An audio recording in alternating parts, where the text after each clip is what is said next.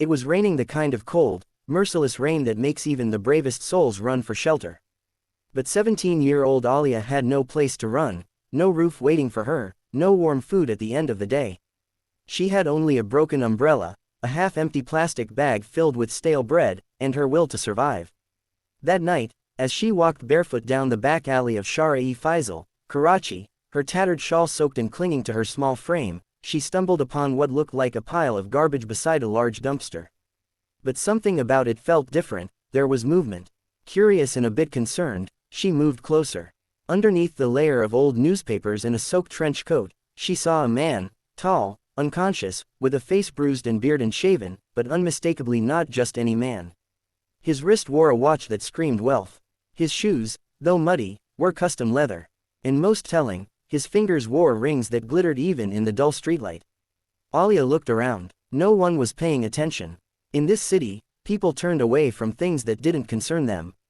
But not Alia, not after everything she had been through.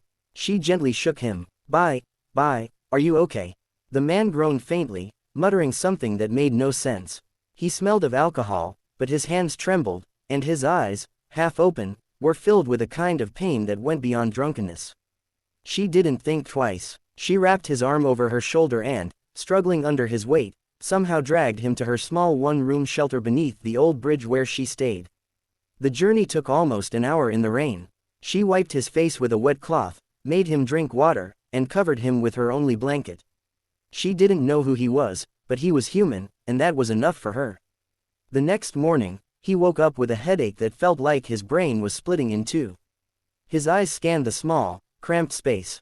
The smell of damp concrete filled his nose. And beside him, on the floor, sat a girl, dirty, barefoot, yet smiling softly as she handed him a cup of warm tea made from boiled tap water. Where am I?" he asked groggily. "You were sleeping near the garbage," she said gently, not judging. "I couldn't leave you there." The man was silent for a moment. Then he slowly said, "My name is Zion. Zion Farid." Alia blinked. She had heard that name before.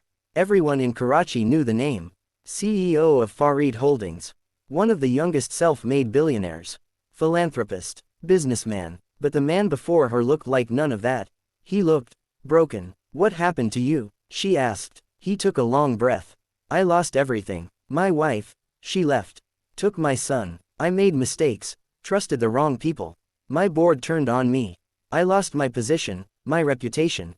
I had no one." There was a long pause. Alia could feel the pain in his voice, the kind that echoed deeply because she knew it herself. She had lost her parents in a fire years ago. Since then, she had lived on the streets, selling balloons, collecting plastic, and fighting to stay alive. "You're lucky," she said quietly. Zion looked at her, confused. "Lucky?" "Yes," she nodded. "You had something to lose." That sentence stayed with him. Over the next few days, Zion didn't leave. He couldn't. His body was still weak, but something in him was changing. Alia shared what little she had, and her resilience, her calm strength in the face of nothingness, shook him. One evening, as they sat watching traffic from under the bridge, he asked her, "Why did you help me?" She smiled. "Because you looked like you needed someone. And I know what that feels like." Zion broke down that night. He cried, not from self-pity but from the release of months of buried pain. And Alia sat beside him, silently offering the comfort only someone who has survived can give. 2 weeks later, after regaining some strength, Zion told her, "I want to help you now."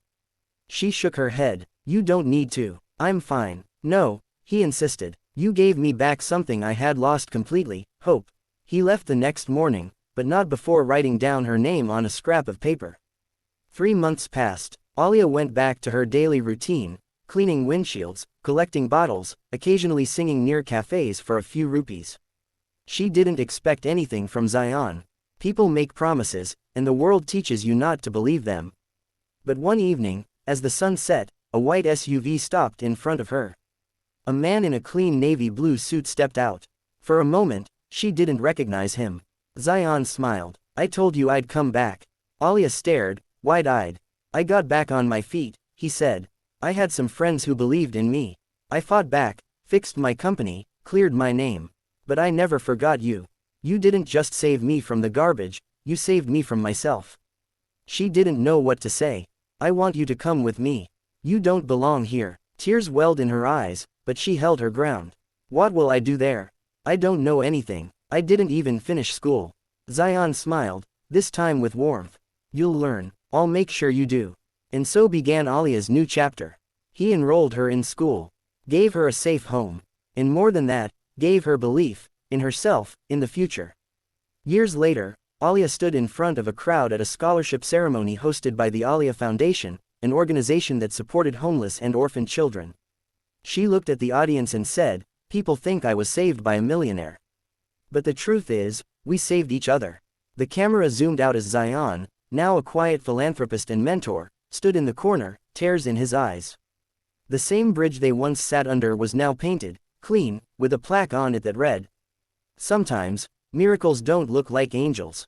Sometimes, they look like a poor girl with a big heart."